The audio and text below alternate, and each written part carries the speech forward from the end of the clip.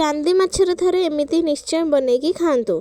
सकाल आम ये बसिकी गपु गपु देखला माछ मूसा तर बढ़िया माछ नहीं पलि आसी पुणी चांदी माछ मुझे रखीदी। प्रथम चांदी माछ गुड़ा मुझे भलसे काटिकी धोई तापर लुण हल्दी पकई गोले देती।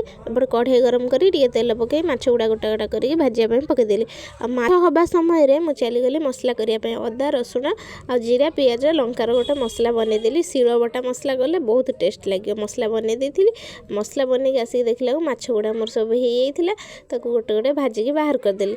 आ सेम कढ़ई टे तेल पकईदेली पियाज पकईदेली अदा रसुण बटा जो बाटिक रखी पकईदेली। से लंका गुंडी हल्दी गुंडी और टे जीरा गुंडी धनिया गुंडी पकईकी भलसे कषे कषे देली। टिके कषि सारा पर दीटा टमाटो टिके लुण पकईकी भलसे कषिली। लुणी माछ टिके खटा लगे से दीटा टमाटो पकईदेली भलसे कषिली। जमती मसला तेल छाड़ी सारा पर्यंत कषिली। जमती मसला तेल छाड़ीगला से पानी देकी फुटिया छाड़देली।